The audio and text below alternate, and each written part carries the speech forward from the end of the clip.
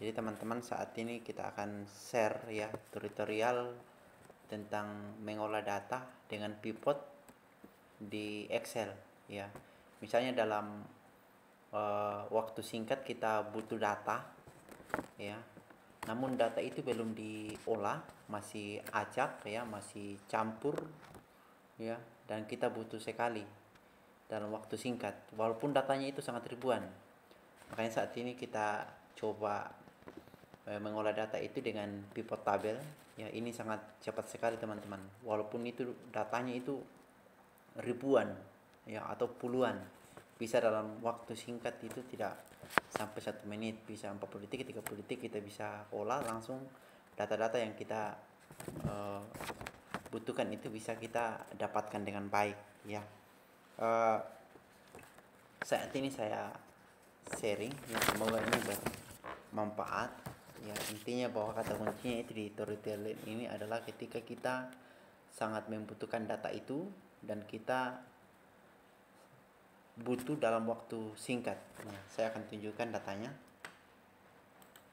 Nah, ini contoh data ini, misalnya dalam satu perusahaan atau dalam satu toko ya, toko penjualan atau distributor. Penginputan datanya itu acak ya, harian. Misalnya di input di Excel itu penjualan atau barang yang keluar dari toko atau dari pabrik ya, berapa yang terkirim ke toko ya. Ini kan dalam satu pabrik itu kan tidak mungkin hanya satu toko, jadi pasti banyak distributor ya. Jadi ini datanya kita olah dengan menggunakan pivot table ya. Ini banyak, ini datanya dalam waktu singkat. Ini pertama itu perhatikan data mentah yang telah diinput atau yang telah diolah itu adalah satu baris, satu tabel ya, satu baris semua ya, kayak gini ya.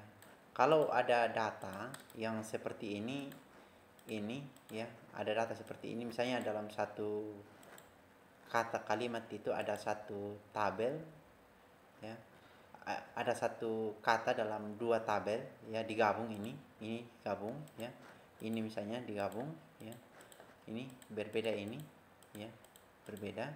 Ini harus dikembalikan ya, normal kembali. Jadi usahakan itu satu kalimat itu satu tabel ya. Ini jadi ini dihapus supaya gampang olah datanya. Biasanya ini tidak terbaca kalau seperti ini, atau di setiap itemnya itu, atau di zoom di bawah itu. Ini biasanya ini dalam satu ini, biasanya di sini ada tulisan total ya, tapi ada digabungkan ini tabel ini ya dengan di merger artinya di merger ya datanya, sehingga dia ini bergabung. Ini ada beberapa kolom ini digabung ya, sehingga satu ini ya. Untuk ini tidak perlu dipakai ini, jadi bisa dihilangkan ini karena ini tidak bisa terbaca oleh pivot datanya ya.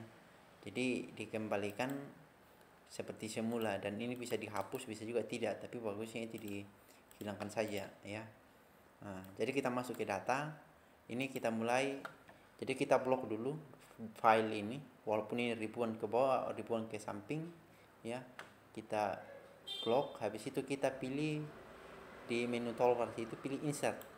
Nah, di insert ini kita pilih pivot table, ada sebelah kiri ya, ini pivot table ya. Habis itu kita oke. Nah, setelah oke, kita butuh misalnya toko A, dia barang yang keluar ke sana itu barang-barang apa, dan karyawan siapa yang telah kirim ke sana ya. Misalnya kita pilih ini, ini di pivot ini ada 4 kotak ini ya. Jadi report ini ya, ini bisa kita tulis di sini, taruh pelanggan ya. Terus yang row C ini itemnya ya. Misalnya kita cari karyawan ya, nama barang ya, merek barang ya. Ini bisa diisi di sini, atau mulai dari tanggal berapa dikirim ke sana itu barang itu. Misalnya ini tanggal, baru bulan, tahun.